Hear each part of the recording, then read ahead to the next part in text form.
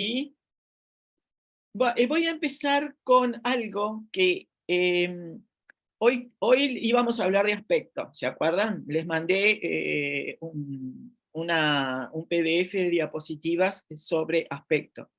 Traté de ser lo más sintética y simple posible, porque el tema aspecto es un tema que no estoy demasiado segura de si lo han trabajado en teoría gramatical, en los cursos, en el SERP o en el IPA. Es un tema muy resbaladizo, es un tema que no ha sido tenido en cuenta durante decenas de años por las gramáticas.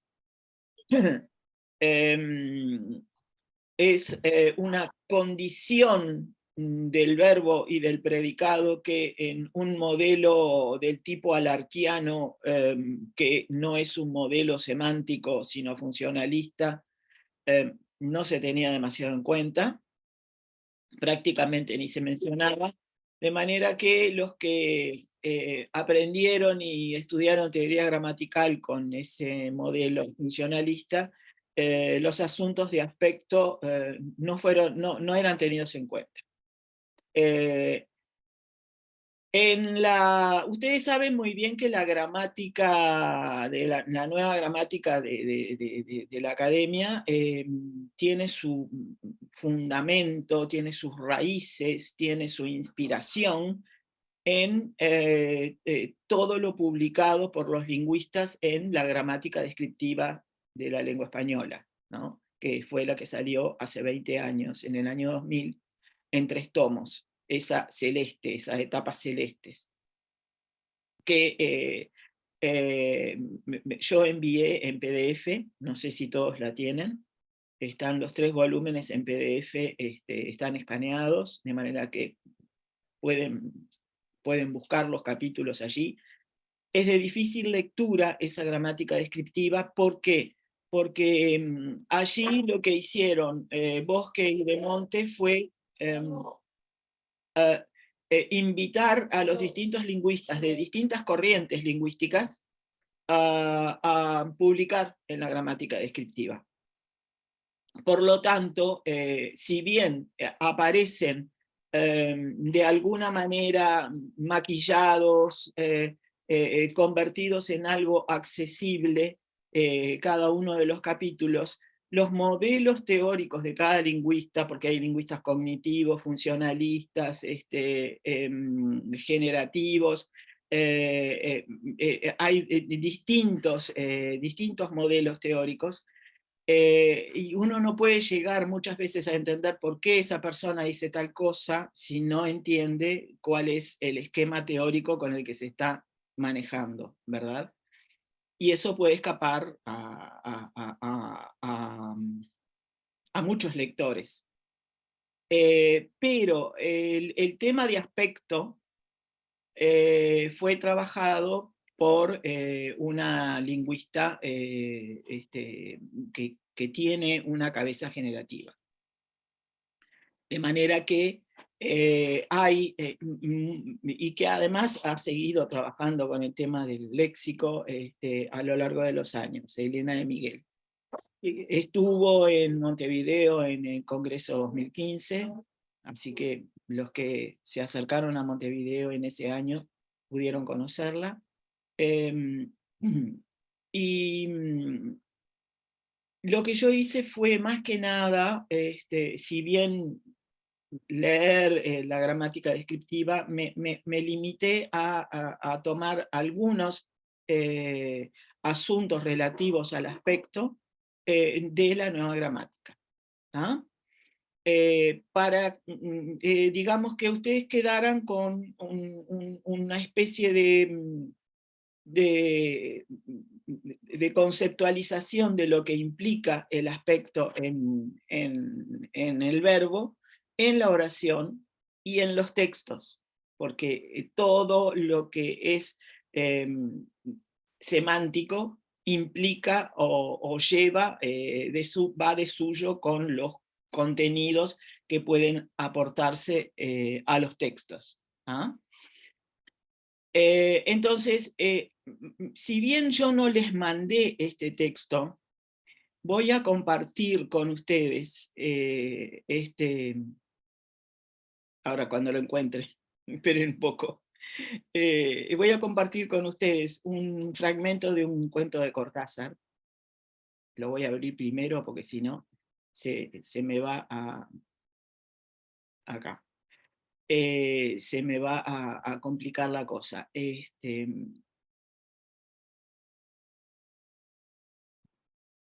Ahora sí. Vamos a mirar el texto. Yo este fragmento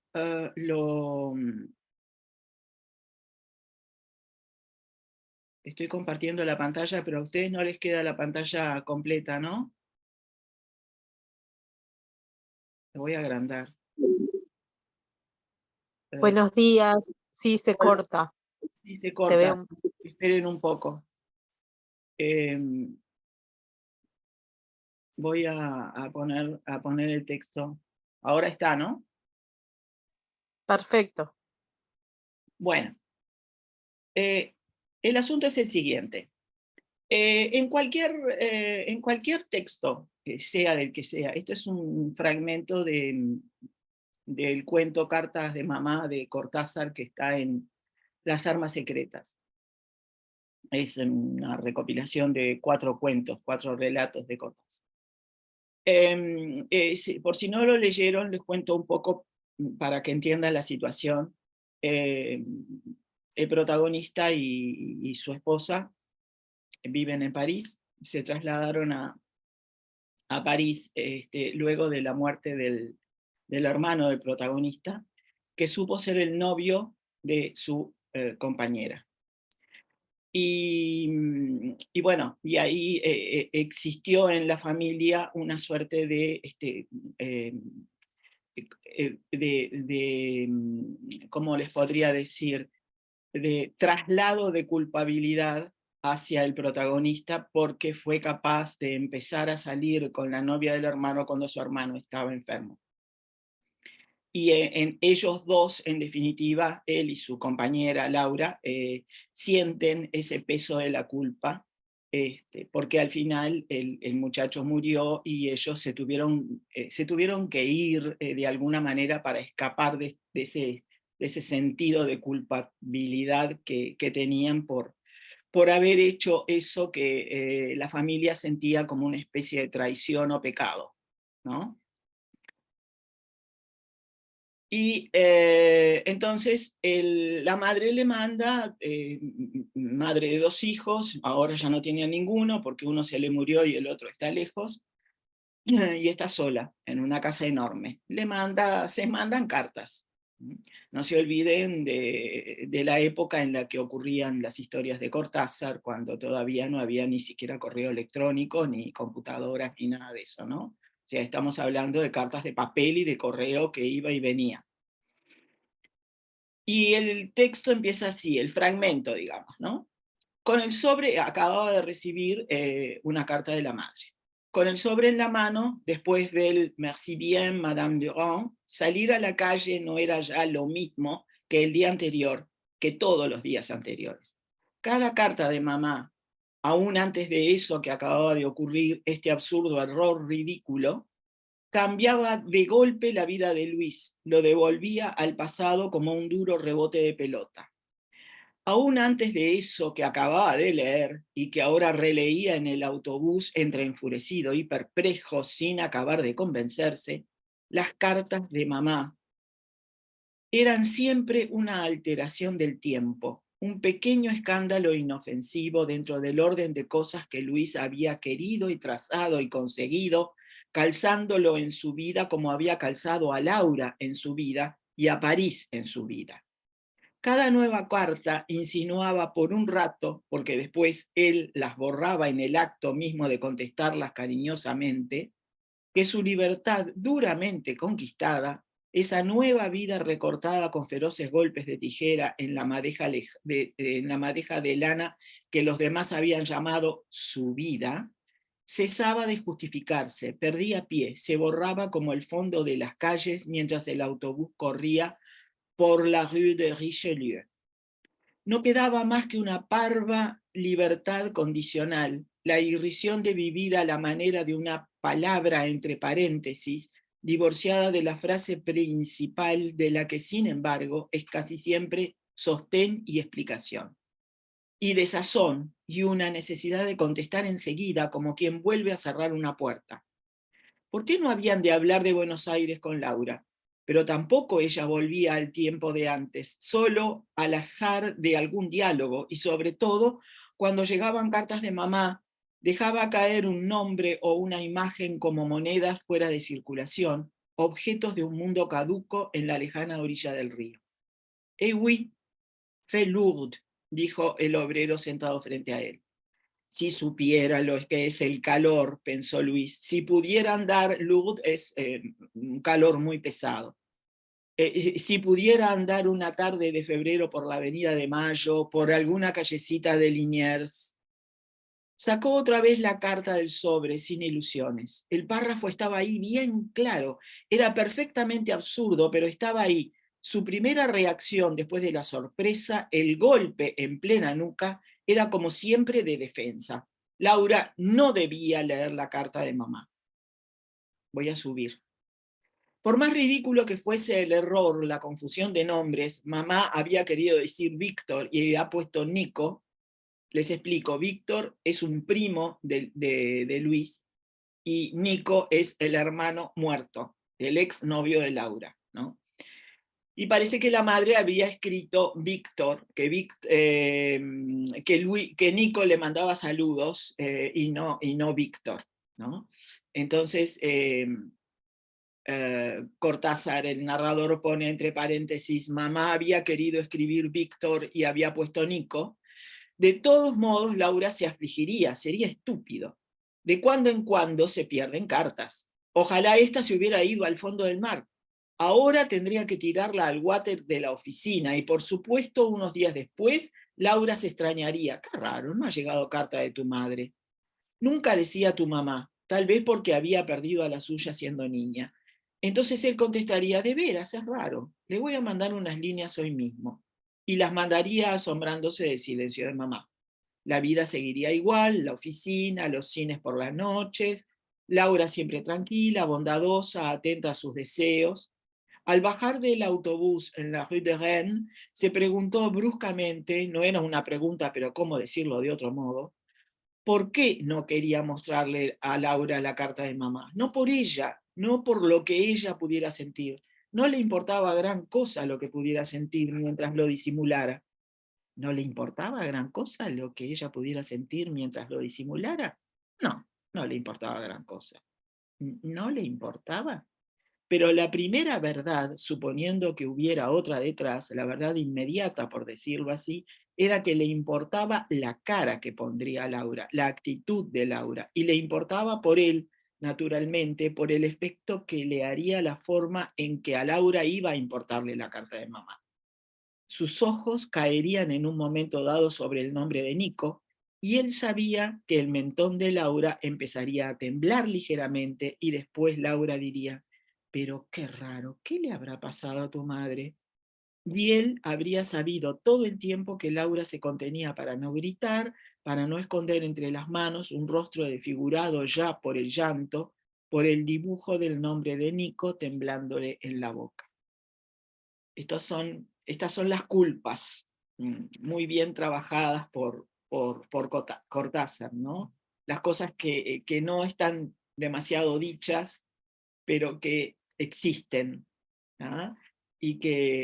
Y bueno, de alguna manera hacen que las relaciones no sean tan fluidas y tan claras. Pero fíjense cómo yo acá marqué con distintos colores. En amarillo están las perífrasis, que no vamos a ver hoy, ¿no? Las vamos a ver cuando terminemos el tema de aspecto. Y por otro lado, hay verbos que están marcados en turquesa, que también de alguna manera están aportando una, una dinamicidad o delimitación o recurrencia de los sucesos. Tanto las perífrasis como los lexemas de los verbos poseen aspecto verbal, ¿tá? Y el aspecto es esa especie de, justamente, de conceptualización de algo que aparece, un hecho delimitado, muy puntual, un hecho que se extiende en el tiempo, un hecho progresivo, un hecho que comienza, un hecho que termina. Por ejemplo, acababa de ocurrir, es una perífrasis, las vamos a ver después, pero intuitivamente, ¿qué les parece a ustedes que aporta ese acababa de ocurrir? Desde el punto de vista del aspecto que tiene que ver con los aportes semánticos que se dan más allá de los tiempos conjugados. Hay gente, hay gente que no tiene el micrófono. Marta, silenciate. Hay por ejemplo, acababa está en copretérito, supone, el propio verbo conjugado supone una extensión desde el punto de vista temporal, ¿verdad? A ver si la puedo silenciar yo. A ver, déjenme ver. Ay,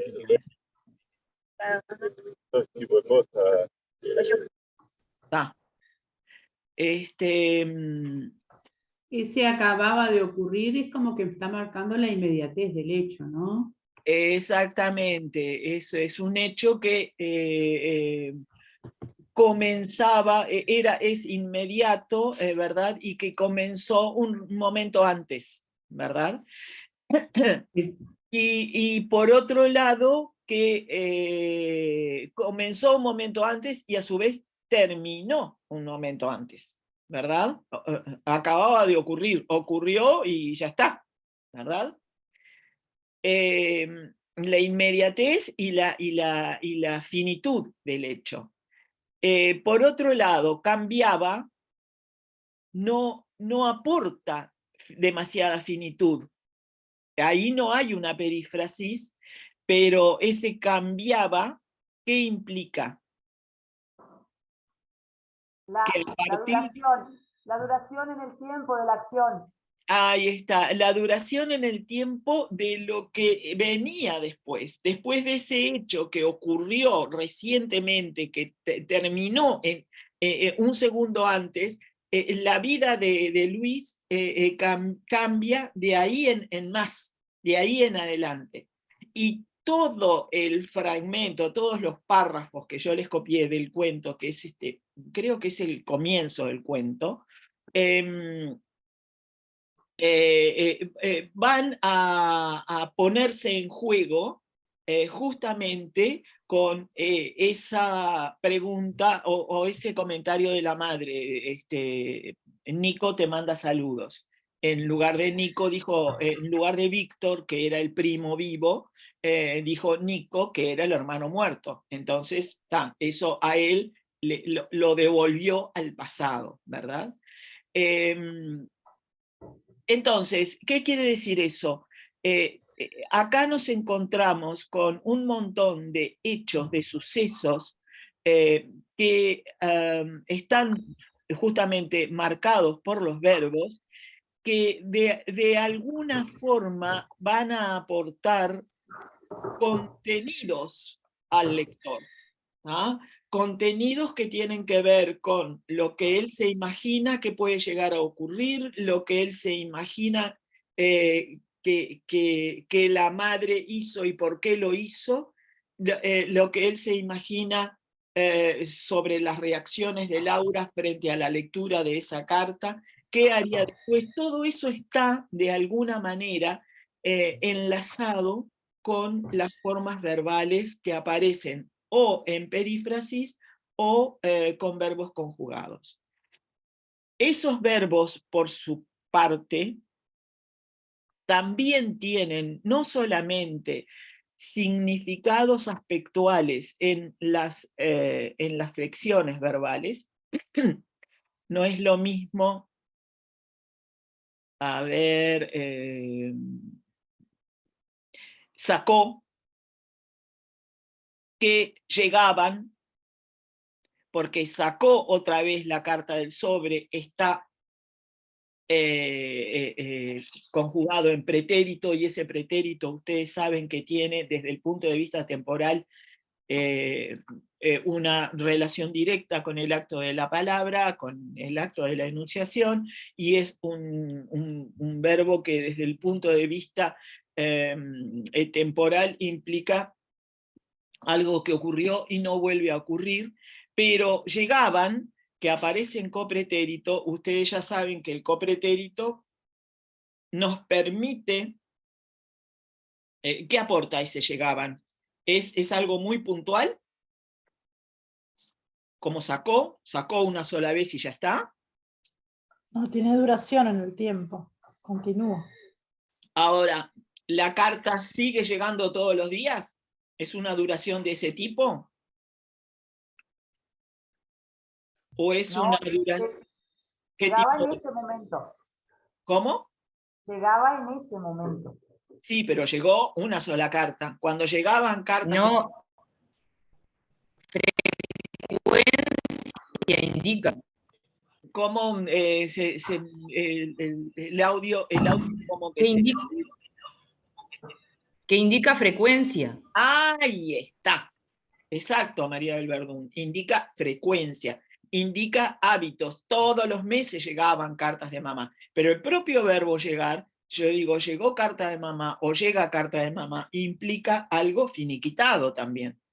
Entonces, desde el punto de vista del léxico, el verbo llegar supone un hecho que es puntual, y sacó está implicando una puntualidad, pero aportada más que nada por el lado de la flexión verbal, ¿verdad?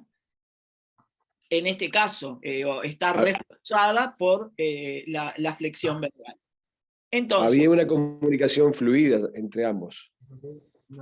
había una comunicación fluida, todos los meses llegaban, por eso aparece, llegaban en copretérito, ¿verdad? Ustedes saben perfecto que el copretérito implica hechos habituales también, justamente porque tiene un significado temporal que que está como en un segundo plano respecto del pretérito. El pretérito es mucho más directo, va directamente hacia el acto de la enunciación, en cambio el copretérito tiene que relacionarse con otro elemento que le aporte, que justifique esa habitualidad, es decir, todos los meses llegaban o algo por el estilo. Está implícito ese todos los meses, pero es algo así, ¿verdad? Periódicamente, digamos, llegaban las cartas de la madre. Entonces, quise leerles esto para que ustedes vieran, por lo menos coloridamente, después vamos a volver sobre este fragmento, la cantidad enorme de perífrasis que hay. Por supuesto, yo marqué algunos verbos conjugados, hay otra inmensidad de verbos conjugados que no están marcados, pero marqué esos verbos porque después, a los efectos de la ejercitación, podríamos volver a este texto. ¿Tá? Lo que sí voy a hacer ahora es compartir con ustedes las diapositivas. Bueno, pero primero tengo que abrirlas porque si no las abro, las tengo ahí semiabiertas. Esperen un poquito. No sé si tuvieron una oportunidad de leerlas o a ver, ¿dónde están? Sí, las leímos, sí. Las leyeron. Bueno, muy bien.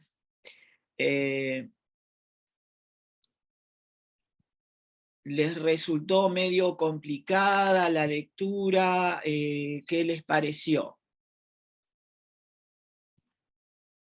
¿Pudieron por lo menos visualizar los aportes que hace el léxico a la oración y a la comunicación en sí misma? Sí, yo creo que sí. Bueno, menos mal. En principio ya lo vimos con el sacó y el llegaba. Hay dos tipos de aspectos. ¿Ah? Hay un aspecto morfológico que es el que existe exclusivamente en la oposición pretérito y copretérito. Canté implica un suceso ya terminado, y si se le agrega canté durante horas, implica que lo hizo una sola vez, duró, pero lo hizo una sola vez, y cantaba durante horas implica un suceso durativo o habitual, ¿verdad?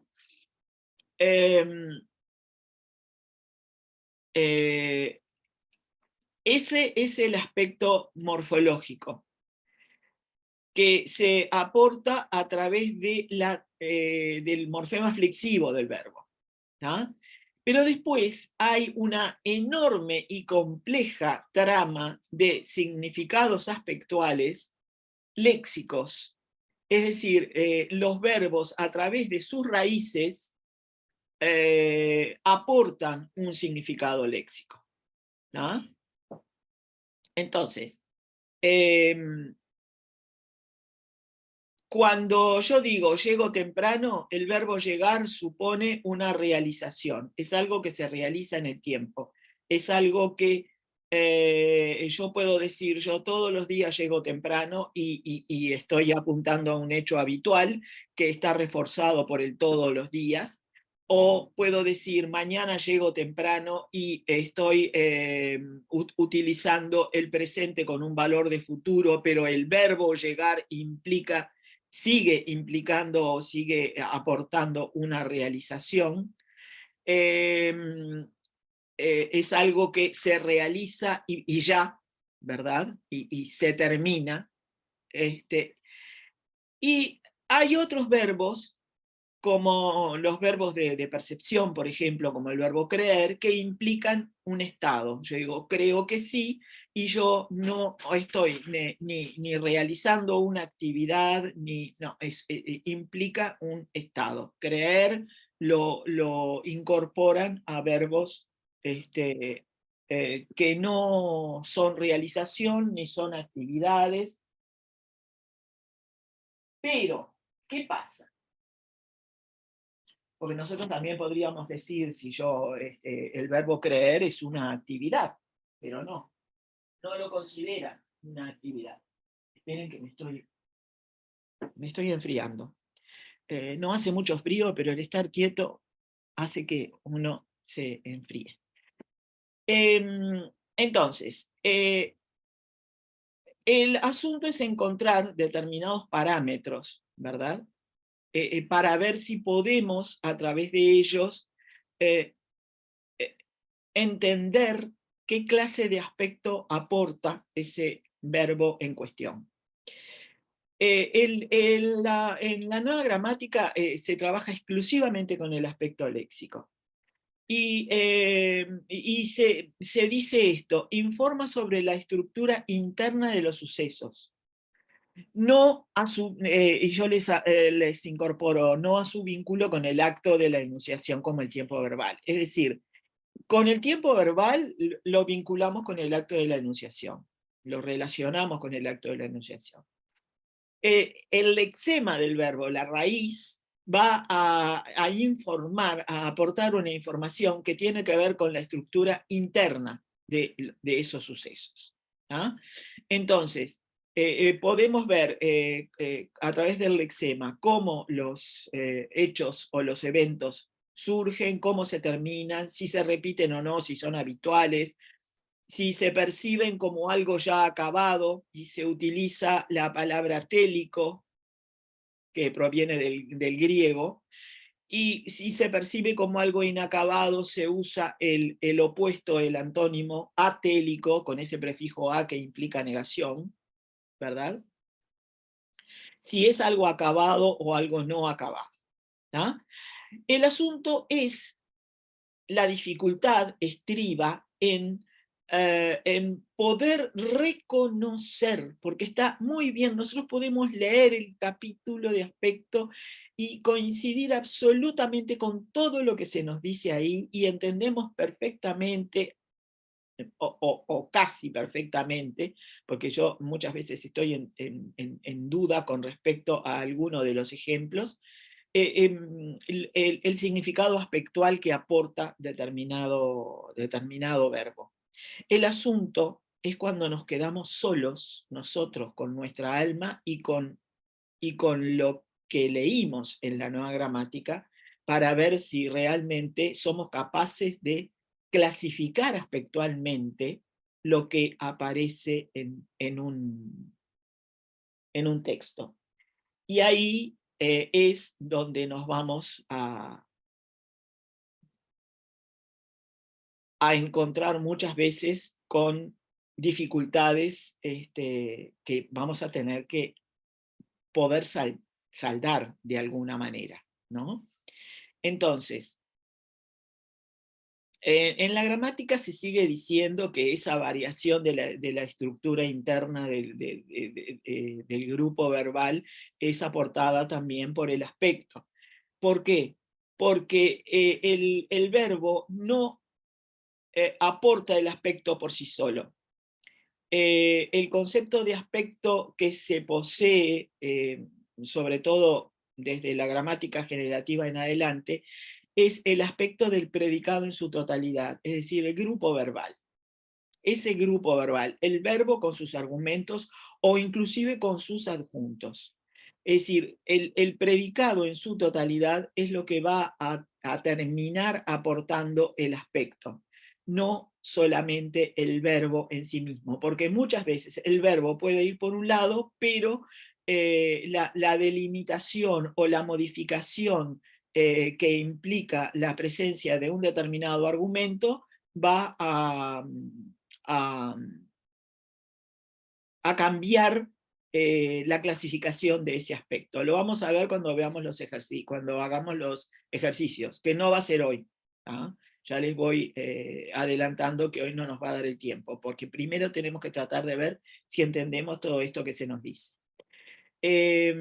Cuando decimos Arturo lee el libro, puedo decir ahora lee el libro en este momento, o lee el libro todos los días. Quiere decir que según el modificador, ese verbo que está en presente y que implica de alguna manera una cierta actividad, realiza la actividad de leer el libro, es muy puntual, o es algo habitual, y eso lo va a marcar el modificador.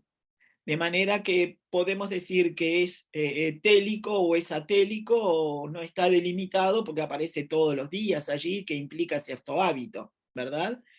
Y si yo digo, Arturo está leyendo el libro, implica ahí ya con la presencia de una perífrasis algo que, digo, ¿qué implica? ¿Es lo mismo lee el libro que está leyendo el libro? Por más que implique un ahora.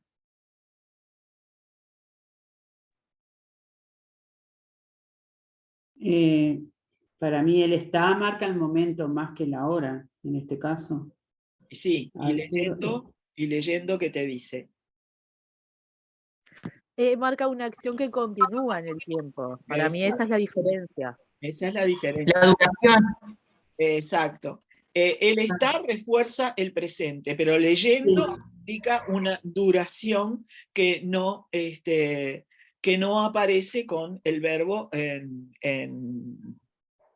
un tiempo simple, no en perífrasis.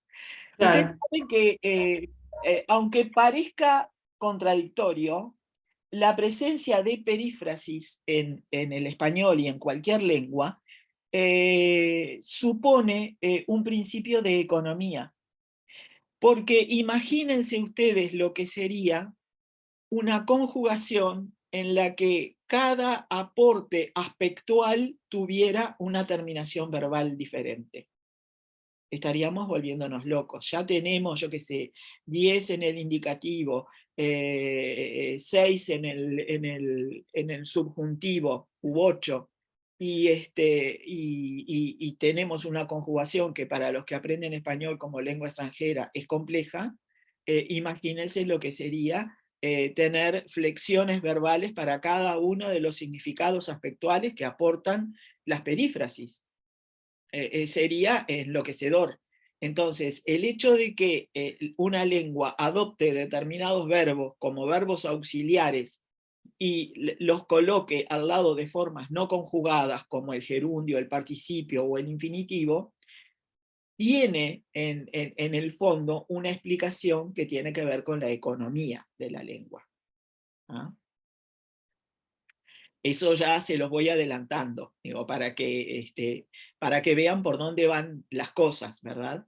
Si bien la estructura se complica, es más extensa, el principio va por el lado de la economía de la lengua, porque yo le coloco un auxiliar a determinada forma verbal no conjugada y puedo construir significados aspectuales o temporales absolutamente más ricos que lo que un verbo conjugado en su forma simple puede aportar.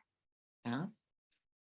Lo importante también es esto que se dice acá, es decir, según los adjuntos que acompañen, que acompañen al verbo, puede ser télico o atélico, ¿verdad? Es decir, ¿eso qué quiere decir? Que el aspecto va a ser configuracional. Esto que estoy marcando acá, el aspecto es configuracional porque un mismo verbo puede, según sus significados léxicos, ser una actividad y luego pasar a ser una realización según la configuración del tiempo del grupo verbal, es decir, según cómo esté construido ese predicado o ese grupo verbal. Que para la nueva gramática no es lo mismo predicado que grupo verbal, hacen una distinción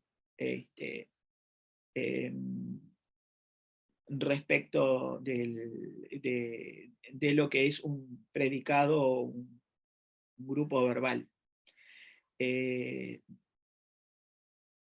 Pero grupo verbal de alguna manera abarca el predicado. ¿Ah? Carmen, ¿el Sí. grupo verbal sería como un sintagma verbal? Mira, es un poco más complejo que eso. Esperen. Lo voy a dejar de compartir y voy a explicarles un poco esto porque ustedes de repente pueden estar leyendo la gramática y ver grupo verbal y ver predicado, y son cosas un poco diferentes. Cuando yo digo Lucía llegó tarde ayer, yo acá voy a tener un predicado, ¿verdad? Tengo el verbo y tengo sus modificadores que están todos juntos predicando de este sujeto, Lucía. ¿Sí? Pero puedo decir también, vi llegar tarde a Lucía. Entonces, ¿qué ocurre acá? El verbo llegar no está conjugado.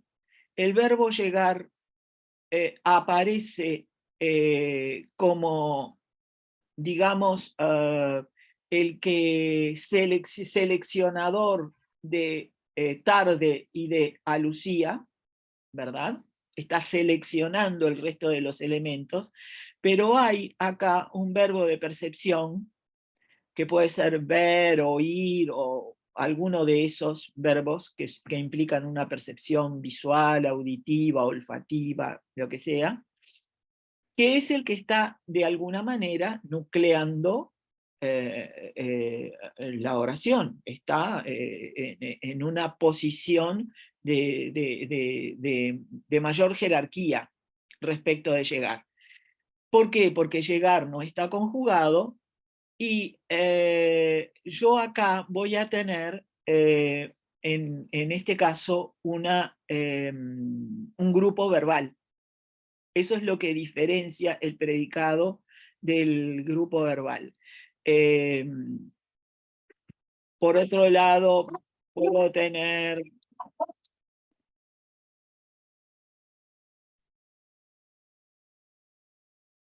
en me gusta llegar tarde, el sujeto de gusta va a ser llegar tarde. Entonces, acá hay, en este caso, va a haber una oración subordinada de infinitivo.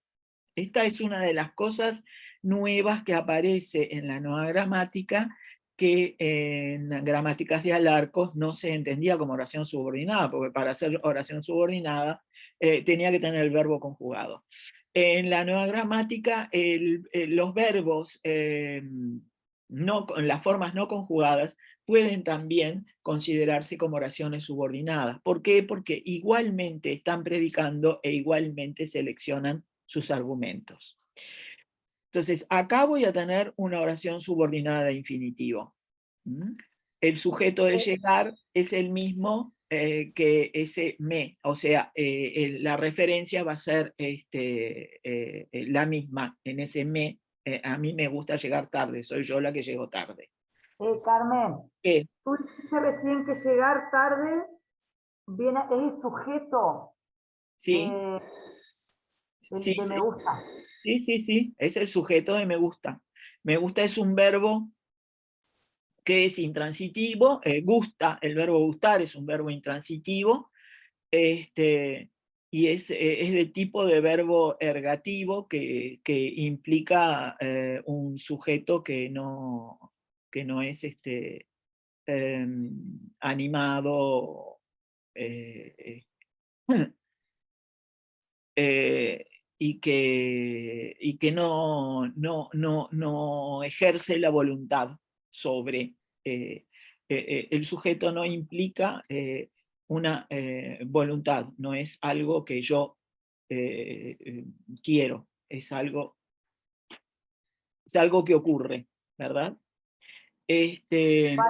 Para nosotros es bastante complejo en el sentido de que venimos trabajando con las preguntas que se le hacen al verbo para los complementos o adyacentes, ¿no? Sí. Eso se destierra. Es que las preguntas son complejas y son traicioneras. Sí, Porque vos ahí vas a tener un quién, pero no es un simple quién, vas a tener un a quién. Entonces, si les decís a los chiquilines que busquen el sujeto por un quién, van a decir el sujeto es me, claro. pero porque Claro. se olvidan de que hay una preposición antes que es a. ¿Entendés? Claro. Es bastante complejo el considerar las preguntas como única forma de reconocer los sujetos o los complementos. Pueden ayudar, Además, pero es ade- necesario otras cosas. además te obliga a mostrar ejemplos, porque en clase estoy pensando, ¿no? Siempre a la clase. Te obliga a mostrar, a buscar ejemplos sencillos cuando en realidad en la mayoría de los textos no se presenta así tan sencillo como para preguntar quién o a qué o cómo, ¿no? Sí. Sí, por eso es importante cuando van a presentar determinado tema, cuando ustedes quieren ver cómo opera el complemento directo en un texto, cómo opera el sujeto en un texto y cómo en un texto puede aparecer el sujeto explícito o implícito o contextual en otros lugares y por qué aparece así, buscar ejemplos claros, ¿verdad? no complicarse demasiado con este tipo de cosas. No pueden empezar un curso con un ejemplo como este. Aunque yo en teoría gramatical empezaba siempre por ahí. Yo les ponía el primer día de clase a los gurises de primero, me gustan los chocolates. Y todavía lo recuerdan ahora. Qué maldita que eras. Porque claro, yo lo que quería era justamente desestructurarlos. Estaba en un curso del IPA en teoría gramatical y obviamente estaba buscando mostrarles que no todo lo que ellos recordaban haber aprendido se podía resolver de una manera sencilla, y que en el curso de teoría gramatical íbamos a tener que gastar las neuronas por otros lados. Pero eso no lo pueden hacer ustedes en secundaria, de ninguna manera. Esto, por supuesto que el sujeto se reconoce a través más que a través de una pregunta, a través de la concordancia. Y la coincidencia con la persona gramatical. La concordancia, que no es lo mismo coincidir que concordar. Concordar implica que existe una relación interna entre los dos y que uno selecciona el otro, ¿verdad? Es el sujeto el que va a seleccionar la flexión en singular o en plural, y en persona, en tipo de persona, primera, segunda o tercera. Si yo digo yo, obviamente va a tener que aparecer un verbo en primera persona del singular. Si digo nosotros, va a aparecer un verbo en primera persona del plural. Por la responsabilidad que tiene ese sujeto de lo que denota el verbo, ¿no? Claro, el sujeto suele ser el elemento que delimita o que obliga a que el verbo esté conjugado en determinada persona y determinado número. Pero nos estamos distrayendo un poco. Vamos por el lado de que en este caso, en llegar tarde, va a haber una oración. Carmen, una pregunta antes de seguir. En vi llegar tarde a Lucía. Llegar tarde a Lucía sería el complemento directo. Vos Sí. lo indicaste como grupo verbal, ¿no? Sí, sí. El concepto es el grupo verbal. A eso iba, justamente. Espera que ponga acá. Bueno, no me deja.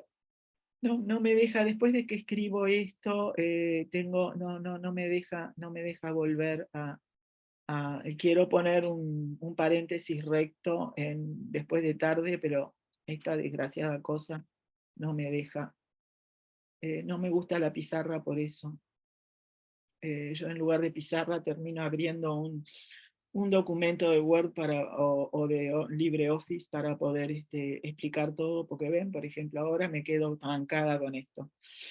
Bueno, no importa. Llegar tarde es una oración subordinada. Vamos a hacer esto. Me voy a hacer esto. Llegar tarde, esto es una oración subordinada a infinitivo. ¿Está? Ahora, ¿qué es lo que pasa con vi llegar tarde a Lucía? Yo acá tengo llegar tarde a Lucía, y eso va a ser, me quedó horrible. Vamos a ver si lo puedo hacer un poco mejor, o si lo hago un poco más discretamente. Llegar tarde a Lucía va a ser lo que yo vi, ¿verdad? Pero ¿qué pasa? Ahí no lo considera una oración subordinada de infinitivo. ¿Por qué? Porque el sujeto de llegar tarde es, a su vez, el complemento directo de vi. Vi a Lucía llegar tarde. Entonces, ahí hay lo que en latín se llamaba una oración de acusativo. Es decir, el infinitivo va a tener como sujeto el acusativo o el complemento directo del verbo principal. Por eso, en este caso, habla la nueva gramática de grupo verbal. Porque el sujeto es el acusativo de vi. O sea, el complemento directo de vi. Entonces, es algo que no suele aparecer salvo en este tipo de construcciones, ¿verdad? Es lo que en la nueva gramática aparece como predicados complejos, que de repente en la charla de Alicia Goyena hablo un poco de eso también, porque estuve mirando que son cosas que es interesante observar, porque además Alarcos las estuvo estudiando y se cuestionaba hasta dónde llegaba el complemento directo. Lucía es complemento directo de vi, pero también es el sujeto de llegar. Entonces, ¿hasta dónde se extiende el complemento directo de vi? ¿Qué es lo que vi? Llegar tarde a Lucía. Es decir, todo ese grupo verbal es lo que vi. Entonces, Yo, por ejemplo, lo habría analizado como una oración subordinada infinitivo con la función de objeto directo. claro, pero en la nueva gramática lo distinguen justamente porque el sujeto del infinitivo tiene la preposición a, y esa preposición a aparece como marca de función de complemento directo porque es a Lucía que vi llegar tarde. Inclusive yo puedo decir vi a Lucía llegar tarde. Ese a Lucía puede cambiar de lugar perfectamente. Claro. Eh, Sí, otra cosa, a mí me enseñaron, por ejemplo, que los sujetos no podían tener una preposición. Eso lo tengo anotado. Sí, lo tengo anotado. Todavía la otra vez fui directo a los cuadernos y tenía la anotación todavía. claro, no tienen, pero en este caso el sujeto del acusativo sí va a tener una preposición, porque resulta que está formando parte de un predicado complejo que existe en español por herencia del latín. Son las construcciones de acusativo que en latín existían, ¿verdad? Entonces, ese a Lucía en latín estaba con la desinencia, una desinencia de acusativo. Pero a Lucía es el sujeto de llegar, Claro, no es el sujeto de vi. no, el sujeto de vi es yo.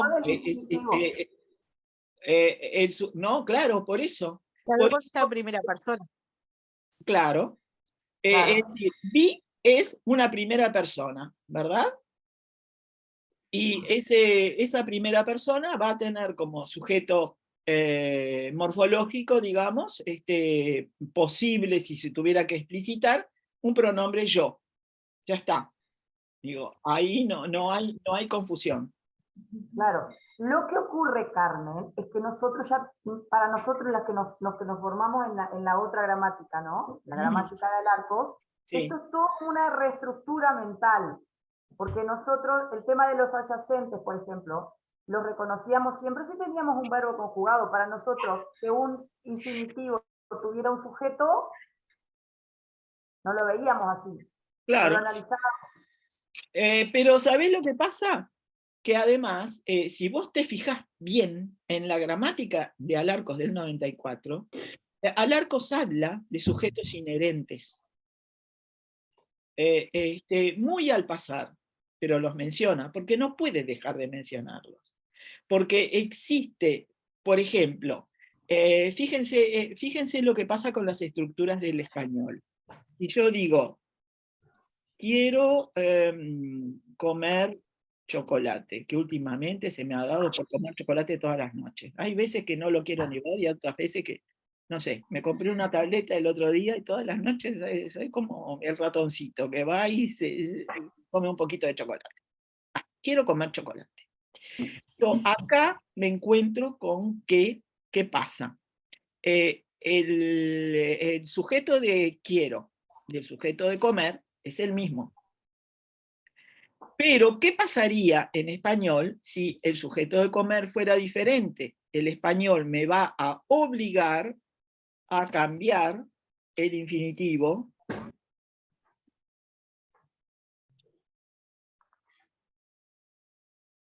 por un verbo conjugado.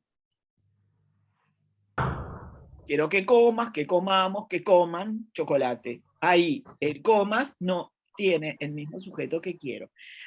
¿A qué voy con esto? A que de alguna manera, por más que Alarcos hablara de sujetos y de predicados con verbos conjugados, y que en la terminación se va a dar, en la terminación del verbo conjugado se va a dar la relación predicativa. ¿Se acuerdan que Alarcos hablaba de relación predicativa entre el lexema, a ver dónde, yo digo, com, acá me va a dar el predicado. Eso es lo que decía Alarcos. Y as va a dar el sujeto. Esa es la relación predicativa de Alarcos. Esa relación predicativa que se ve como al pasar, por ahí un poco medio ahí, sin decir agua va. Esa relación predicativa, Alarcos la reconoce, la ve. Y la misma relación, obviamente hay una relación predicativa clara, porque acá hay una terminación que implica segunda del singular, ¿verdad? Pero también, sin decir agua va, hablaba de un sujeto inherente en algún caso, en el caso del infinitivo. ¿Por qué? Porque no tenía más remedio que reconocer que en el caso de quiero comer chocolate aparece el infinitivo, porque el sujeto de comer es el mismo que el sujeto de quiero. ¿Ah? En cambio, si yo digo quiero que comas, si hay un sujeto diferente va a aparecer el verbo conjugado. De manera que aquello que ustedes tenían como algo muy fijado a fuego, ¿verdad? Como una especie de tatuaje gramatical. Tatuaje gramatical. El tatuaje gramatical, como el que se le hace al ganado, que la marcan a fuego, ¿verdad? Y no sale aquello con nada. Tiene sus pequeñas filtraciones, ¿verdad? Que de repente, por ver lo grueso, no ven lo fino. Que si ustedes se fijan en la gramática de Alarcos, yo no les podría decir en qué lugar lo dice, pero lo dice en algún momento, que el infinitivo, que hay una especie, un sujeto inherente en las formas no conjugadas. Y eso Carmen, ¿qué? Perdón, de estos ejemplos, quiero comer chocolate o Lucía llegó tarde y vi llegar tarde a Lucía, el sujeto ahí concuerda, digamos, tiene concordancia con el verbo, pero en me gusta, en realidad el sujeto, que era lo que estaba viendo, es como que no concuerda, que es lo primero que van a ver los grises. Si yo digo me gusta llegar tarde, en realidad sí sabemos que a quien le gusta es a mí, pero gusta, en este ejemplo, me gusta llegar tarde, ¿no? Sí. El sujeto en realidad sí sabemos que a quien le gusta llegar tarde es a mí, ¿no? Sí. Pero no aparece, se borró ahora todo, Sí. no aparece... Esto es porque no me gusta el redondel lo voy a volver a... no aparece el sujeto, no es que yo pueda decir, yo me gusta llegar tarde, ¿no? No. O a mí me gusta llegar tarde, en realidad a mí pareciera como si fuera más un complemento indirecto que un sujeto. Porque a quien le gusta llegar tarde es a mí. Es que el sujeto es llegar tarde. El sujeto es llegar tarde. El sujeto es Claro. llegar tarde. El sujeto es llegar tarde. Acá tenés el sujeto. Este llegar tarde. Eso me gusta. claro. O me gustan esas cosas. El sujeto es llegar tarde. ¿Dónde está la pregunta específicamente, Laura? Que si el verbo era gusta, como verbo núcleo, digamos, entonces el sujeto no coincidía con a mí. No, no. Por eso los chiquilines sienten, es que, a ver, esto ocurre, esto de que el sujeto, el infinitivo, pueden aparecer verbos en infinitivo cuando tienen el mismo sujeto que el sujeto de la principal, ocurre en determinados casos como este, ¿verdad? En el caso de, porque además comer chocolate va a ser el complemento directo, ¿verdad? Y quiero que comas chocolate, lo mismo. O sea, acá va a haber una oración subordinada de infinitivo también, ¿verdad? Sí. A pesar de que algunos dicen que el verbo querer está como en el límite entre lo perifrástico o no, pero yo puedo decir lo quiero, entonces en este caso va a haber una oración subordinada de infinitivo. O sea, esto va a ir para ese lado, ¿verdad? Va a ser llegar tarde, es una oración de infinitivo igual que comer chocolate, con la diferencia de que llegar tarde va a ser el sujeto de un verbo ergativo que no tiene complemento directo, es un verbo intransitivo de tipo que tienen sujetos que no ejercen la voluntad sobre el verbo, ¿verdad? Es distinto a saltar. Saltar es un tipo de verbo intransitivo que tiene un sujeto agente, pero el verbo ergativo tiene un sujeto inagentivo, no es agente. Entonces, no tiene por qué haber una compatibilidad entre el verbo gustar y el sujeto de gustar con llegar, porque resulta que llegar es el sujeto de gustar. ¿Qué pasaría si yo dijera, cambiara el sujeto de llegar y no tuviera la misma referencia? Me y llegar tienen la misma referencia, es decir, es la primera persona del singular. Por eso, en realidad está ocurriendo lo mismo que ocurre con comer chocolate y que comas chocolate.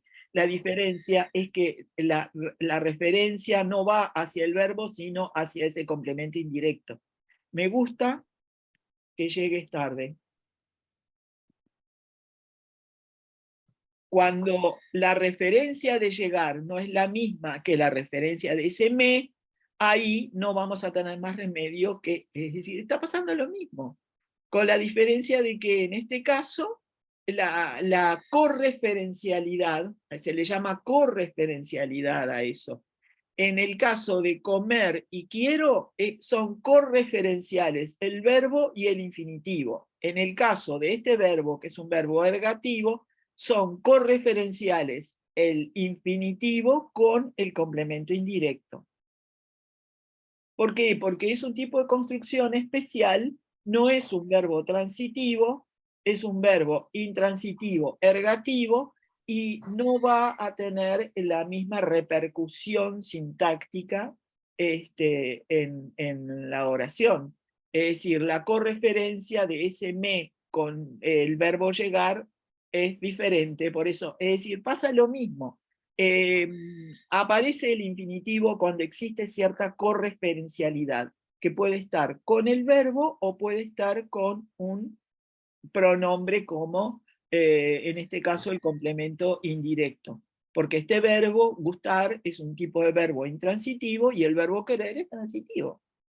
Entonces, se generan estructuras diferentes. La diferencia que existe es que en me gusta en que llegar tarde son oraciones subordinadas de infinitivo que se pueden traducir en oraciones verdaderas subordinadas cuando el sujeto no es correferencial. Es decir, yo puedo decir, me gusta que llegues tarde, quiero que comas chocolate. Entonces, en esos casos, me voy a encontrar con oraciones subordinadas. En el caso de llegar tarde a Lucía, como el sujeto es el complemento directo del verbo ver, ahí las cosas van a ser diferentes. Ahí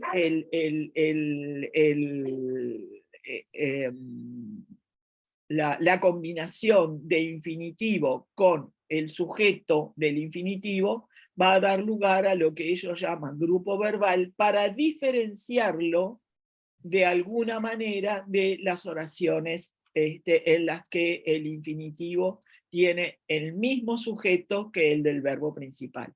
Es decir, lo que hacen es deslindar lo que en latín se llamaba oraciones de acusativo, ellos lo llaman grupo verbal. ¿Por qué un grupo verbal? Porque el sujeto es un acusativo y no un nominativo. No sé si se entiende. Acá el sujeto de llegar es Lucía y es un caso nominativo. Acá el caso nominativo de vi va a ser un yo, que no está dicho, pero está implicado en la terminación verbal, y a Lucía resulta que es el complemento directo. O sea, si tuviéramos que traducirlo al latín, utilizaríamos un acusativo. ¿Ah?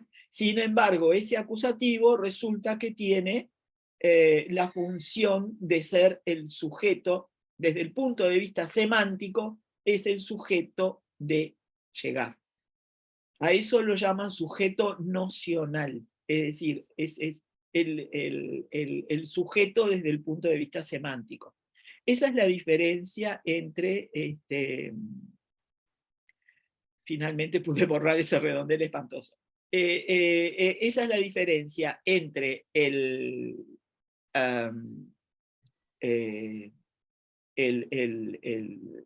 predicado, ¿verdad? Y el grupo verbal. Yo acá tengo un predicado. Ay, pero por favor. ¿Cómo era que se iba a deshacer? Ahí. Voy a salir de acá. Yo acá tengo, vamos a ir a, acá tengo un predicado. Y acá tengo un grupo verbal. ¿Ah? Llegó tarde ayer, es un predicado, y acá tengo un grupo verbal. Eso es lo que yo les quería mostrar. ¿Ah? Después nos fuimos... Carmen, ¿y Sí. en quiero comer chocolate? ¿Comer chocolate? ¿Sería también predicado?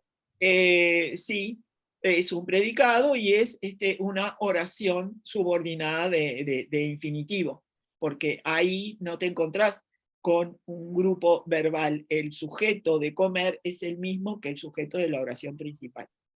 Entonces, O sea que, para que me quede claro, el grupo verbal es cuando el sujeto es diferente, o sea, el sujeto del predicado es diferente al sujeto de toda la oración.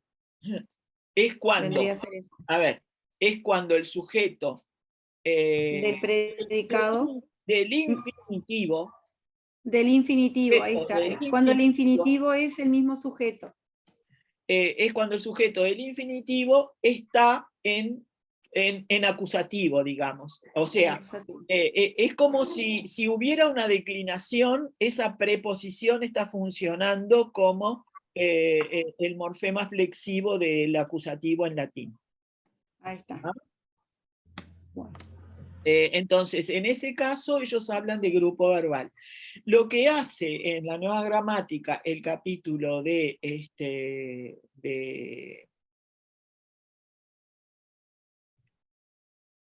digo, voy a ir para atrás y voy a guardar esto porque después se los mando. Esto queda guardado en imagen, entonces les va a llegar imagen cuando mande el video, todas las cosas que aparezcan en pizarra van a llegar como imagen. Y acá quiero poner que esto, déjenme ver si puedo...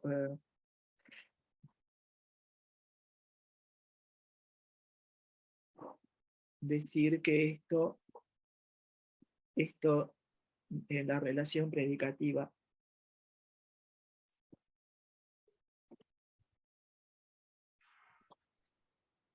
a la pucha.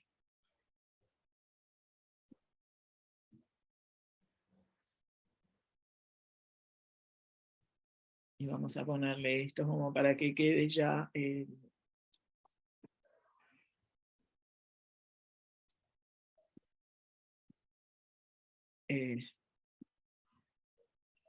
como para que quede ya la imagen guardada. ¿Tá? Bueno, ¿quedó clara la diferencia entre grupo verbal y predicado? Sí. Es decir, el grupo verbal es cuando el sujeto del infinitivo está en acusativo, es el complemento directo del verbo principal. Esa es la diferencia. ¿Tá? Entonces, seguimos con esto. Entonces, ¿qué va a aparecer en la nueva gramática? Quedó claro que el aspecto es configuracional, que el aspecto se logra a partir del verbo conjugado, pero no solamente del lexema del verbo conjugado, sino de la sumatoria entre el verbo conjugado y sus complementos. Entonces, ¿qué es lo que pasa? Ahí se clasifican los verbos según 4 tipos de eventos: actividades, realizaciones, consecuciones o estados. ¿Tá?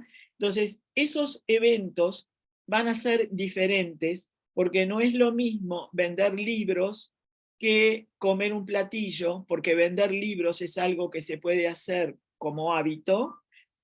Llorar, podemos llorar y volver a llorar, llover, se puede volver a llover, es decir, son actividades que pueden repetirse en el tiempo, pero si yo como un platillo, lo como y se acabó, es decir, no puede repetirse en el tiempo. Entonces, se van a clasificar los eventos según que sean actividades o que sea una realización de una sola vez, ¿verdad?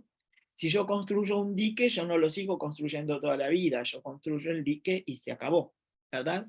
Es un poco la diferencia que encontraba Bello entre verbos desinentes y permanentes, ¿verdad?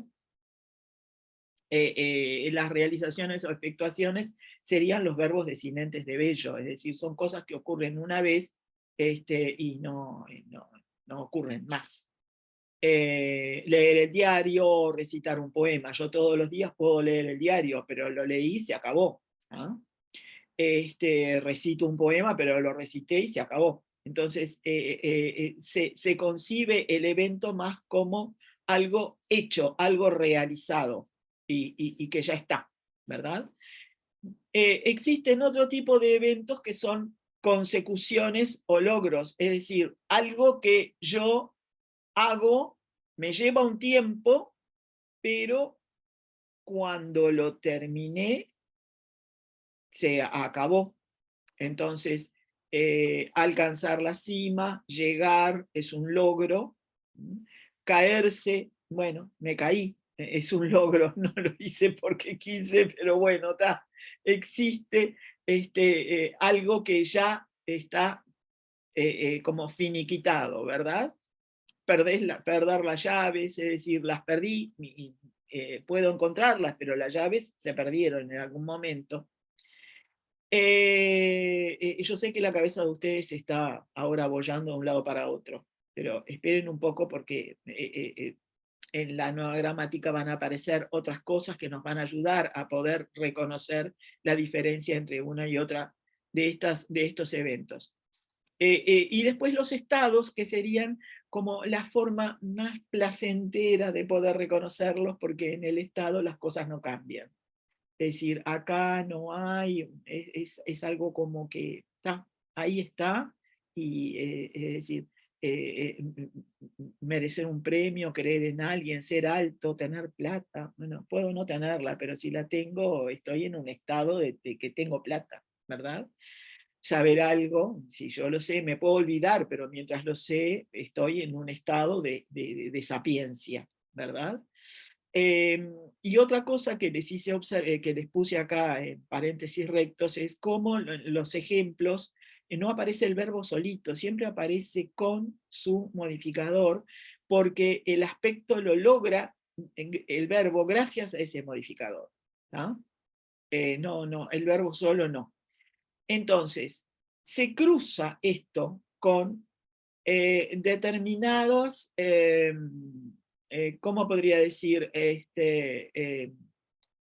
Capacidades que puede tener el evento. Acá hay varios autores que están. Está Dick detrás de todo esto. Dick D.I.K., que fue el primero que por allá, por el 80, la década del 80, empezó con todo este tipo de clasificación de eventos, que dio lugar a un mundo grande de posibilidades para poder trabajar el aspecto, que todavía no está terminado ni ahí. Entonces, ¿qué pasa? Hay como categorías que implican duración, delimitación o dinamismo. Entonces, estas actividades, realizaciones, consecuciones o estados se van a distinguir entre sí, porque si ustedes se fijan, no hay una igual a la otra. Y lo ven mejor acá, en este otro cuadro que yo les puse con colores para que ustedes lo vieran. Las actividades no son delimitadas. Es decir, y acá yo a vender le saqué libros, porque yo puedo vender cualquier cosa, es decir, yo soy vendedor en ese sentido, ¿verdad? Vender libros o vender cuadros o lo que sea, vender más algún complemento directo, el que sea, ¿verdad? Llorar es un verbo intransitivo, pero no implica una delimitación, no está delimitado, ¿verdad? Conducir en el sentido de manejar un auto, trabajar o comer, son actividades que implican determinada duración y determinado progreso, ¿verdad? El dinamismo implica el progreso, la acción sigue ocurriendo. Cuando uno llora no es un llanto de una lágrima, porque eso no se le llama llorar. Cuando uno llora hay un determinado dinamismo, sigue llorando por un tiempo. Cuando llueve lo mismo, el llover no es que cayó una gota de agua, llueve por un rato.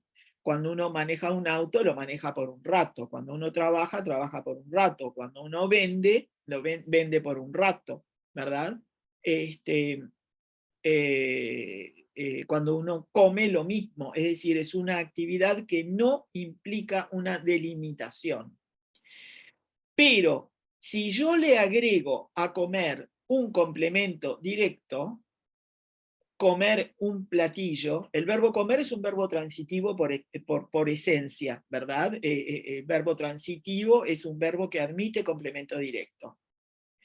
Si yo a comer le agrego, lo convierto de un verbo transitivo absoluto, se le llama transitividad absoluta cuando no aparece con su complemento directo, ¿verdad? Entonces se lo puede considerar una actividad, pero el mismo verbo con un complemento directo puede pasar de actividad a efectuación, porque si está comiendo un platillo, se supone que ese platillo, plato diríamos nosotros, o una comida en especial, lo que sea, está delimitado en el transcurrir, en el transcurso. Come el platillo y se acabó. Después pasa a comer otro platillo, ¿verdad? O a comer el postre, o a levantarse e irse a hacer otra cosa. Construir un dique, leer el diario, recitar, y recitar implica recitar un poema. Acá no aparece con su complemento directo, porque recitar no es exactamente lo mismo que leer, porque yo puedo leer un diario, leer un libro, leer, yo que sé, un afiche, y ahí ¿cómo puedo decir? La delimitación depende del tipo de lectura que yo haga, pero recitar implica recitar un poema, entonces ahí como que la delimitación queda mucho más clara en el aporte léxico del verbo en sí mismo, ¿verdad? Entonces acá aparecen todos como sí, las realizaciones o efectuaciones duran, están delimitadas y tienen dinamismo, es decir, es un proceso que implica cierta continuidad en el tiempo, pero a su vez está delimitado.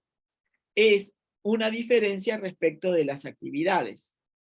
Y en la consecución o logro, yo voy a tener hechos delimitados y dinámicos, pero no duraderos. ¿Por qué? Porque cuando yo alcanzar la cima implica una duración previa, pero el hecho mismo de alcanzar es algo que no es duradero, es algo puntual. Alcanzó la cima o alcanzo la cima y punto, se acabó. ¿Ah? Entonces, ahí no hay una gran duración, ¿verdad? Pero sí está delimitado y es dinámico. En cambio, en los estados, yo voy a encontrarme con una duración y no voy a tener ni delimitación ni dinamismo. ¿Ah? Porque es una acción que si bien sigue o permanece, esa permanencia no implica un movimiento o una fuerza o una voluntad, ¿verdad? Acá están también muy implicados los sujetos. El sujeto de un verbo de estado no es agente. Entonces no puede ser dinámico. Si el sujeto no es agente, no puede haber dinamismo. Si yo merezco un premio, yo no soy agente. Yo no hice nada. Digo, el verbo merecer implica una inagentividad. Es decir, es algo que me pasa, nada más. Creer en alguien, yo no, puedo creer o no creer, pero es un acto totalmente subjetivo. Yo no puedo creer porque quiero creer, me sale de adentro y no hay voluntad al respecto. Residir en un lugar, lo mismo, tomé la decisión, pero después de que tomé la decisión, resido en ese lugar y permanezco allí. Con saber algo lo mismo, hice mi esfuerzo por saberlo, pero después de que lo sé, yo no tengo la voluntad de perderlo, a no ser que haga todo el esfuerzo para olvidarme de eso, pero medio difícil que nos ocurra eso. Más bien hacemos, a determinada edad como la mía, hacemos el esfuerzo por recordar esas cosas que sabíamos y que se nos están pasando a la memoria a largo plazo en un lugar medio olvidado, ahí lleno de telarañas. Ser alto, y yo no hice nada para ser alto, ¿verdad? De hecho, yo soy petiza, ¿no? O tengo una altura más o menos media, ¿no?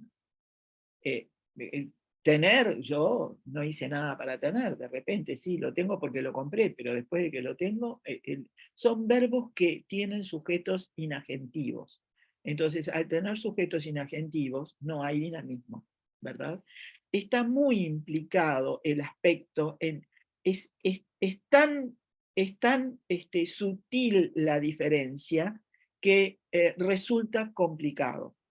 Así que no se abrumen si ustedes están sintiendo telarañas en su cabeza y están sintiendo que las neuronas van para un lado y para otro, ¿verdad? Yo acá simplemente estoy tratando de mostrarles de la manera más sencilla que puedo cómo aparece el tema aspecto en la nueva gramática. Les hice otro cuadro que implica esto. Acá están los tipos de aspecto, ¿tá? Léxico, sintáctico o morfológico. Los verbos solitos pueden tener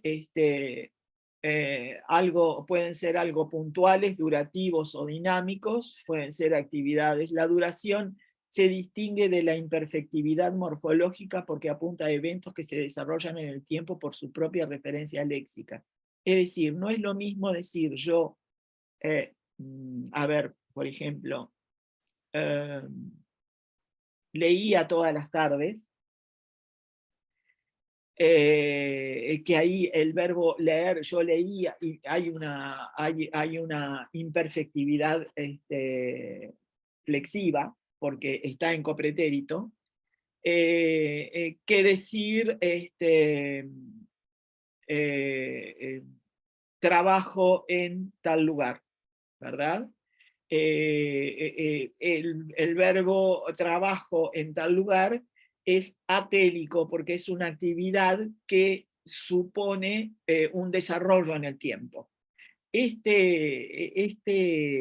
Esta capacidad de desarrollarse en el tiempo es lo que hace que el verbo sea dinámico o atélico. Es decir, lo télico es lo puntual, lo que se acabó. ¿tá? Como el ejemplo es sacó, ahora no me acuerdo sacó qué cosa, en el texto de Cortázar, ese sacó implica algo puntual. ¿tá? Y si yo digo la carta llegaba, bueno, es atélico, pero desde el punto de vista del morfema flexivo, no de la raíz, porque la raíz tiene el verbo llegar, que supone un logro, ¿verdad? Entonces, ven cómo se van cruzando de tal manera que llega un momento en que nos resulta confuso delimitar el aspecto léxico.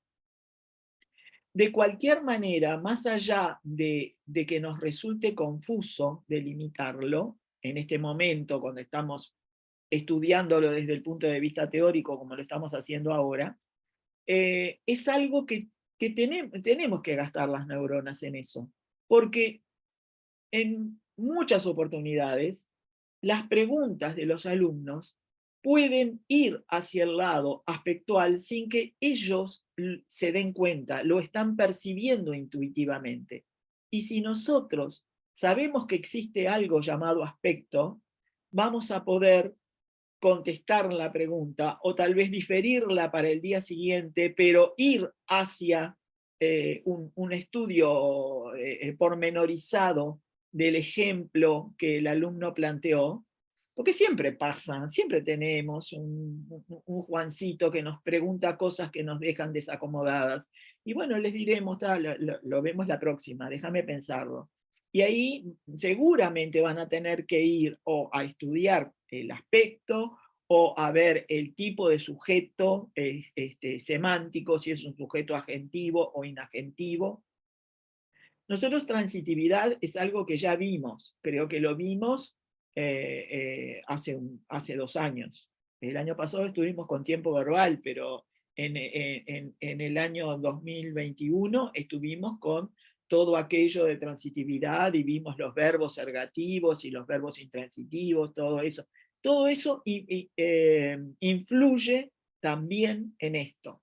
El hecho de que el sujeto sea inagentivo hace que un verbo no sea dinámico, por ejemplo. ¿Ah? Entonces, estos aspectos puntuales, durativos, dinámicos, se van a entrecruzar con las clasificaciones estas. ¿ah? Lo vamos a ir viendo en diapositivas siguientes, que por la hora que es, ya veo que no vamos a tener demasiado tiempo hoy, vamos a tener que seguir la próxima. Después tenemos el aspecto perifrástico, que es aquello que vimos al principio, que lo vamos a dejar para después, porque las perífrasis verbales tienen también sus secretos importantes y sus complejidades.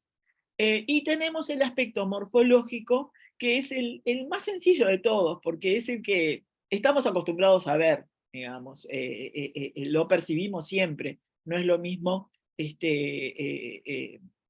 dormía que durmió, ¿verdad? En un caso es puntual y en el otro caso no es. Entonces, después, en la nueva gramática se dedica a desarrollar un poco qué es lo que pasa con esto de la duración, la delimitación y de la esto de acá, ¿no? Y el dinamismo, la duración, la delimitación y el dinamismo, que son las categorías que de alguna manera nos van a ayudar a determinar si un verbo es una actividad, una realización, una consecución o un estado. ¿Tá? Estamos frente a un tema difícil, tengan en cuenta eso. Y difícil porque es muy escurridizo. ¿Sí? Entonces, por acá aparece algo como esto. Yo lo puse entre comillas porque es una cita de un párrafo de la Nueva Gramática. Y dice así: como se ve, los predicados de los tipos 1, 2 y 4, y fíjense que dice predicados en el sentido de verbos, ¿ah? O de verbos con su complemento, con su argumento, y yo les puse entre paréntesis recto, esto que está en paréntesis recto no es de la Nueva Gramática, se los puse yo, para traerlo a la memoria. Los tipos 1, 2 y 4 son actividades, realizaciones o estados. Poseen duración, es decir, si volvemos para atrás, acá yo tengo duración, sí, sí y sí, en 1, 2 y 4. Actividades, vender, llorar. Piensen en llorar, o llover, por ejemplo, ¿no? Que lo necesitamos tanto. Piensen en llover. Piensen en comer un plato, ¿no? O piensen en creer en alguien. Poseen duración.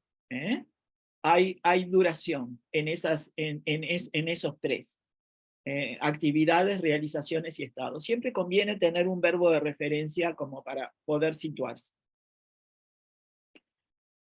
Este rasgo se diferencia de la imperfectividad. La imperfectividad es lo atélico que supone que supone el morfema flexivo, ¿verdad? El de copretérito, dormía. Se distingue de la imperfectividad. No es lo mismo la duración que está escondida en el lexema del verbo que la imperfectividad que está escondida en el morfema flexivo. ¿Tá? Se distinguen, dice, o sea, intenta por todos los medios distinguir esos dos aspectos, el aspecto léxico del aspecto flexivo. La duración caracteriza aquellas situaciones que están sujetas a un desarrollo en el tiempo o que simplemente lo ocupan. Esto es importante porque de alguna manera nos va a ayudar a poder reconocer si el verbo tiene o no tiene duración. Y si podemos reconocer eso, ya es una punta que nos va a ayudar a poder clasificarlo como actividad, como realización o como estado. ¿Ah? Si existe duración en el tiempo, desarrollo en el tiempo, más que duración, desarrollo en el tiempo. La actividad, la realización o el estado se desarrollan en el tiempo. Hay un discurrir temporal.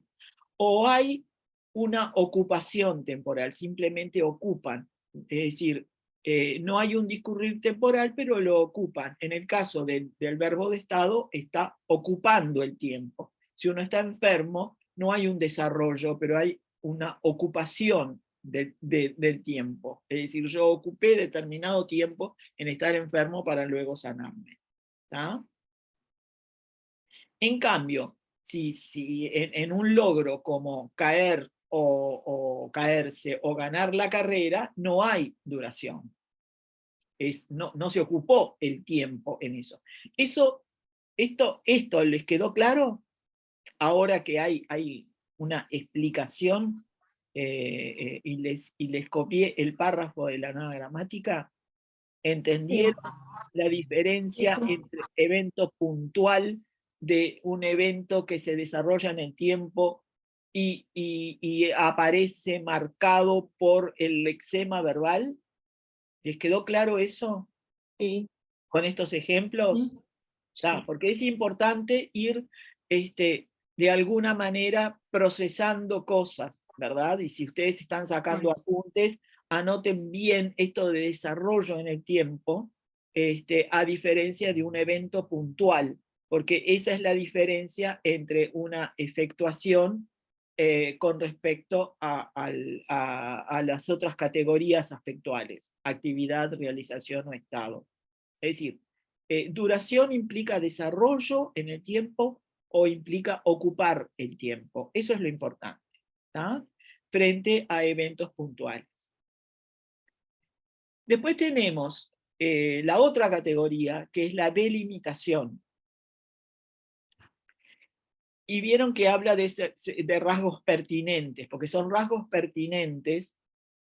Esto de los rasgos pertinentes es bien propio de la fonología de Trubetskoy, por ejemplo, ¿no? El rasgo pertinente de un fonema. Eso es bien herencia del estructuralismo. El segundo rasgo pertinente es la delimitación, ¿tá? Es decir, es algo que, delimitación en el tiempo, es algo puntual. Punto. Entonces,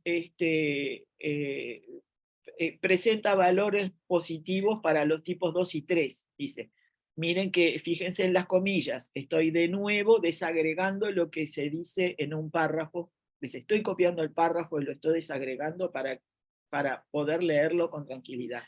Los rasgos 2 y 3 son las realizaciones y las consecuciones.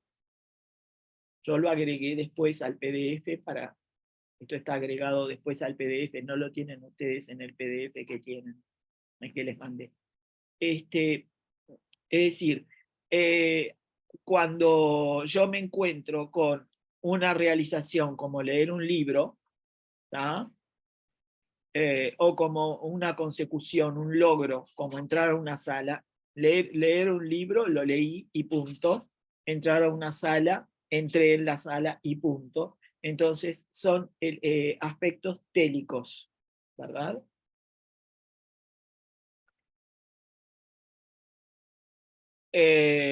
Entonces, este rasgo implica que poseen un límite natural o intrínseco, ¿verdad? Fíjense lo que dice: permite agrupar los predicados en función de si las situaciones que designan poseen o no un final o un límite natural intrínseco. Si poseen un final, entonces hay una delimitación. ¿Ah? Puede ser un límite natural o un límite intrínseco, un límite que implique solamente el verbo, ¿verdad? Cuando yo entro, puedo entrar, yo qué sé, a la casa, a la sala, no importa dónde entre, pero entro y punto. ¿Ah? Leer no tiene la misma característica, porque leer puede ser simplemente una actividad, si se utiliza de manera genérica, pero si yo digo leo un libro, ya estoy delimitándolo de alguna manera a través del complemento directo. En los dos casos se trata entonces de predicados delimitados o télicos. Esto es lo que Bello llamaba desinentes, es decir, tienen un final. A mí en lo personal, cuando leía Bello y hablaba de verbos desinentes y permanentes, Bello ponía como verbo desinente construir un edificio. Y yo decía, pero por favor, ¿cómo es que este hombre me dice que construir un edificio es algo desinente? Si para construir un edificio, pensaba yo, ¿no? En mi inocencia, para construir un edificio necesitamos mucho tiempo, ¿verdad? Pero se ve que Bello no estaba pensando en el hecho de construir como algo que se hace todos los días, sino construir un edificio en la presencia de ese complemento directo. Fíjense qué cabeza la de Bello, porque en el siglo XIX ya estaba diciendo estas cosas. construir un edificio, bueno, es algo que está delimitado, porque una vez que lo construiste, ya dejaste de construirlo. Es decir, está totalmente delimitado porque es diferente a decir Juan construye, como esa publicidad de Juan construye, ¿no? Juan construye, es decir, construye hoy, construye mañana, construye pasado, pero cada vez que construye cosas diferentes.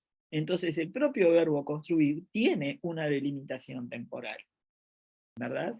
Yo pensaba en lo que uno demora en construir algo e inocentemente decía, yo no puedo entender por qué este hombre dice que este verbo es desinente cuando yo le veo una duración en el tiempo, pero obviamente hay, una vez que uno construyó la casa, la dejó de construir, entonces hay una delimitación. Claro, lo toma como la finitud de la construcción, ¿no? Exacto, exacto. Es decir, no es solamente el verbo construir, sino construir un edificio. Y eso ya lo estaba viendo Bello. ¿Ah? Y yo me quedaba nada más que, en mis primeras lecturas de Bello, me quedaba nada más que en el verbo. Pero no es solamente el verbo, es el verbo con su complemento directo, por ejemplo. ¿Ah? Y después aparece también la capacidad de incidir que tienen los argumentos o los adjuntos. Porque no solamente argumentos tipo complemento directo o indirecto van a incidir en el aspecto de ese predicado. Pueden los adjuntos ayudar. Por ejemplo, manejar un auto o trabajar son actividades. Caber en un bolsillo o ser rubio son estados. Ojo, que acá nos estamos manejando con ejemplos ad hoc. Después, cuando nos enfrentemos a un texto, ahí vamos a encontrarnos con serias dificultades. Por eso les decía, tengamos en el bolsillo ejemplos que nos ayuden a determinar, es decir, que sean ejemplos como prototípicos de lo que es una actividad, de lo que es un logro, una consecución, un estado. Vamos a tener en la cabeza ejemplos prototípicos o guardados en un esquema, ejemplos prototípicos que nos ayuden, porque si no, nos vamos a sentir perdidos. Porque es un peligro para el profesor de español que después de ver la teoría, tiene que ponerla en la práctica. Entonces, cuando la pone en la práctica, se enfrenta a textos, que es lo que no hacen los gramáticos teóricos. ¿Ah? Salvador Fernández lo hacía. Los ejemplos de Salvador Fernández eran todos tomados de textos y los ejemplos de Bello también. Pero estos ejemplos de la nueva gramática no siempre son ejemplos tomados sobre todo en este capítulo, no siempre son ejemplos tomados de textos. Entonces ahí es cuando nos vemos en figurillas, porque son ejemplos ad hoc. ¿Ah? En el ejemplo ad hoc de repente vos lo ves muy claro, pero cuando salís de eso y te vas al texto, ahí se te cruzan los cables. Entonces, volvemos. Manejar un auto es una actividad, caber en un bolsillo es un estado. Son predicados no delimitados o atéricos. Hasta ahí estamos claros. ¿Ah? Porque yo puedo manejar un auto y es una actividad que la hago todos los días, entonces hay un desarrollo temporal, y además cuando manejo un auto no lo manejo y puntualmente lo arranco y lo paro. Digo, manejo un auto y hay un desarrollo, una ocupación temporal en el manejar un auto, ¿verdad? Entonces son predicados atélicos, ¿verdad? Denotan situaciones sin límite natural, pero no están determinados por el significado léxico del verbo, por lo menos no únicamente, ¿verdad? Son límites externos los que ayudan también. Y a veces límites externos que son temporales y no solamente son argumentos. Por ejemplo, yo puedo bailar durante 2 horas entre las 3 y las 5 o hasta las 7, Pero estos límites externos implican que hay determinada ocupación en el tiempo de esa actividad. Entonces, el verbo bailar, que no tiene una ocupación en el tiempo, ¿verdad? Que si vamos a la clasificación dichosa, vamos a ver que no está delimitado, ¿tá? Y podría ser considerado como una actividad, bailar, ¿verdad? No está delimitado, yo bailo, es lo que hago. Lo hago no siempre. ¿Ah? Pero si yo le agrego a este bailar, volvamos acá, bailé durante 2 horas entre las 3 y las 5 o hasta las 7, yo ahí la delimitación la metí en el bolsillo. Ahí hay dinamismo, ¿verdad? Entonces, las actividades pueden llegar a ser dinámicas, a diferencia de los estados que no van a poder ser dinámicos nunca, porque yo no voy a poder decir, cupo en el bolsillo entre las 3 y las 7, o fue rubio durante 2 horas. Bueno, ahora de repente sí, fue rubio durante 2 horas y después se volvió a teñir de morocho, yo qué sé. Pero ahora de repente sí, ¿ah? Pero caber en un bolsillo medio difícil. Entonces, ven cómo cada situación cambia, ¿verdad? Según el tipo de modificadores que pueda tener el verbo. Y nos vamos a quedar por acá, porque ya es la hora y creo que ya están lo suficientemente gastadas las neuronas como para seguir. No nos queda mucho, nos quedan algunas observaciones, nos quedan algunos tipos de verbos que no caben dentro de las clasificaciones esas, de ese cuarteto de actividades, realizaciones, efectuaciones, logros y estados. Esas 4, hay otros verbos que no entran dentro de esa clasificación, que estarían complicándonos más la cabeza, pero van a ver ustedes cómo, gracias a estos rasgos pertinentes, como lo llama en la nueva gramática, el dinamismo, la delimitación, la duración, gracias a eso vamos a poder hacer una clasificación aspectual más o menos seria de los verbos. ¿tá? Es un ejercicio intelectual que creo que nos lo debemos.